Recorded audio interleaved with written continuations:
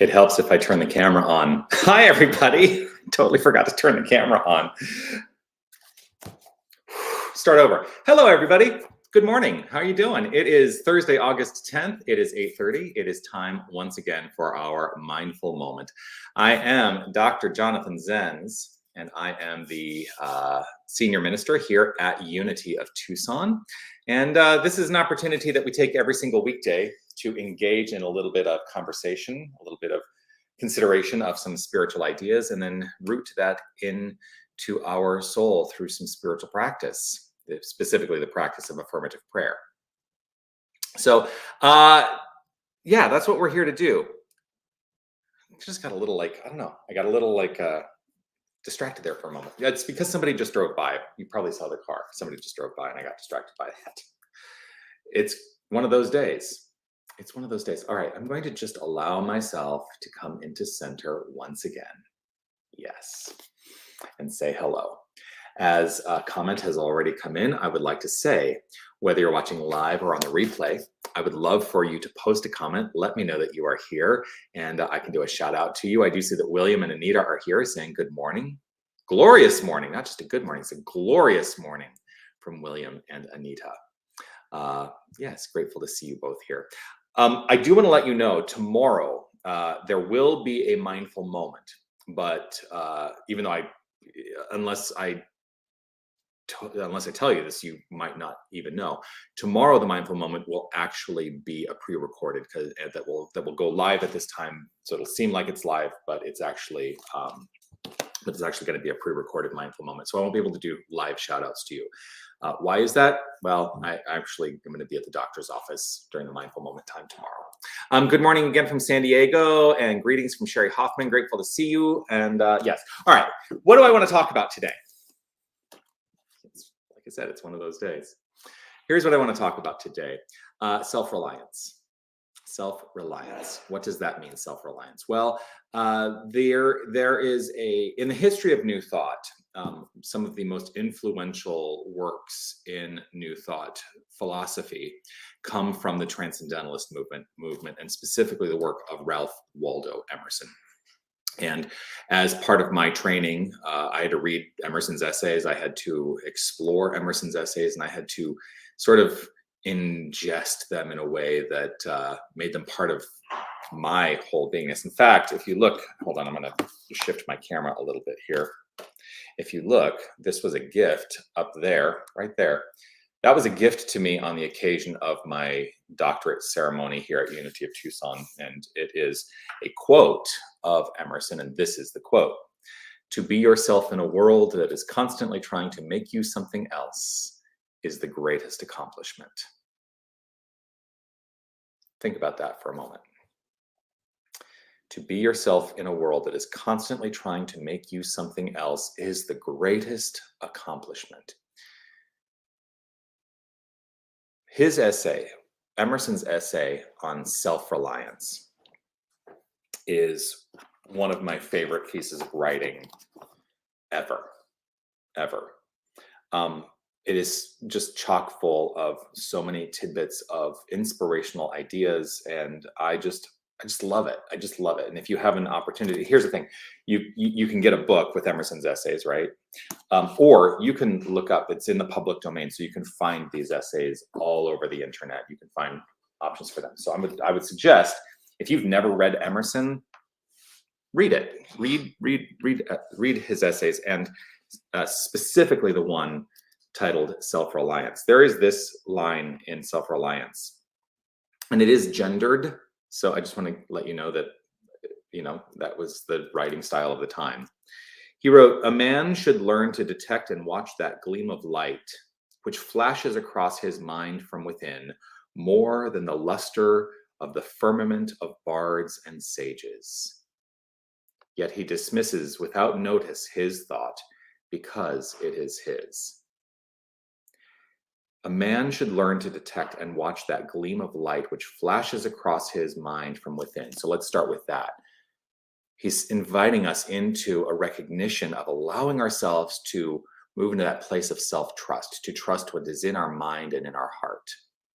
We teach in New Thought that there's an infinite power and presence, and that we are the expression of that infinite power and presence. Well, where else would this gleam of light flashing across our mind from within come from other than the infinite?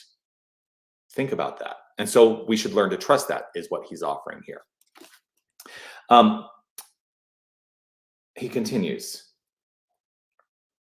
Which flashes for more than the luster. I love this. So I'm going to go back and read it. A man should learn to detect and watch that gleam of light which flashes across his mind from within, more than the luster of the firmament of bards and sages. He's saying, trust ourselves. Even with information being given to us from people we perceive as wise and gloriously attuned, like, we can still trust ourselves. We don't have to give it all up. We can live in that place of self-reliance. See? Yet he dismisses without notice his thought because it is his. He's saying we often disregard our own thoughts. Why? Because we perceive ourselves as less than. That's really the message there. We perceive ourselves as less than, so we don't trust ourselves and the value that we bring to this thing called life. So I want to offer this idea. You matter. You are valuable to this thing called life. You are enough, and it's not because of anything you do. It is just who you are. That's really the message today. A reminder that you matter. You are enough. You are valuable in this thing called life as part of the infinite wholeness. In fact, I have said before, the wholeness could not exist without you, because if you were removed, then the wholeness would no longer be whole. Think about that. That is the power that is you. And so, trust thyself. Trust thyself. Trust yourself. Allow yourself to live in that place of being the open conduit for the infinite. To let your bloated sense of nothingness get out of the way of the divine circuits. He wrote that too. So if that is something that is of value to you today, I invite you to join me in some affirmative prayer treatment. If it's safe and comfortable for you to close your eyes, I invite you to do so. I choose to close my eyes, to turn the attention to the inner life, that inner life of intuitive knowing, that infinite inner space of trust.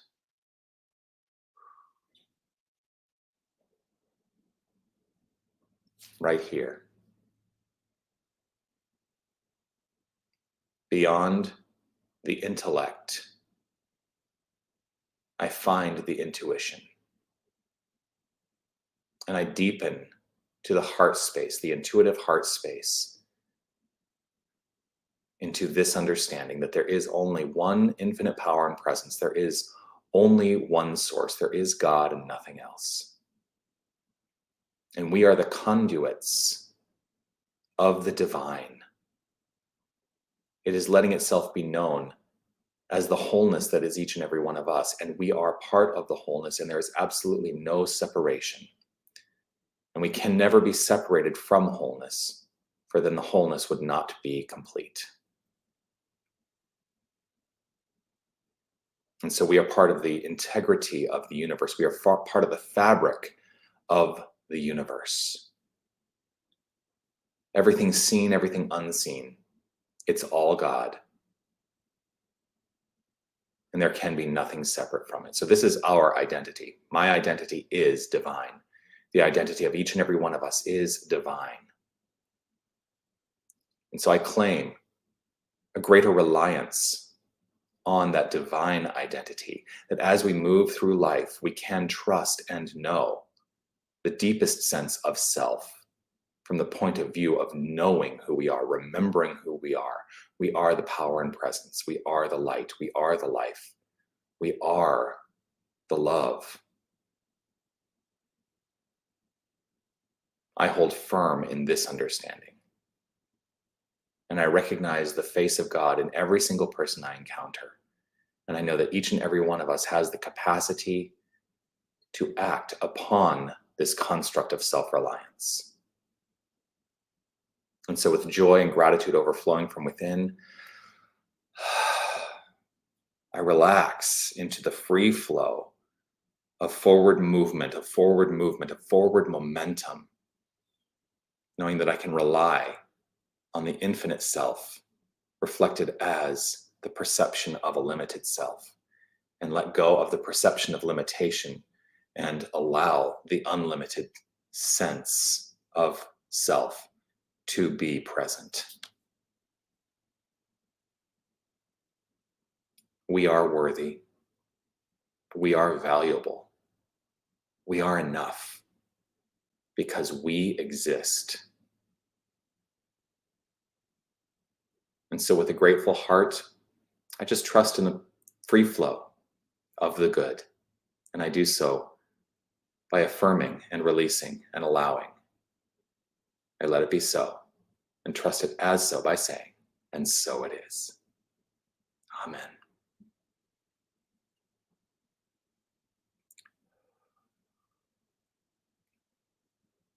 And so it is. There we are. Always delighted and grateful to share this time with you. And I look forward to seeing you again tomorrow. Like I said, it'll be a pre-recorded mindful moment tomorrow because I will be at the doctor's office at this time tomorrow. So that's it. Have a magnificent day. Know that you make your day magnificent. Oh, and I forgot to tell you, because this is what happens when I get lost in my, train of thought and forget to turn the camera on. Let me offer this reminder. You, yes, you are love. You are light. You are life. You are magnificent. Keep shining your light, sharing your magnificence, and I'll see you soon. Be well. Bye, everybody.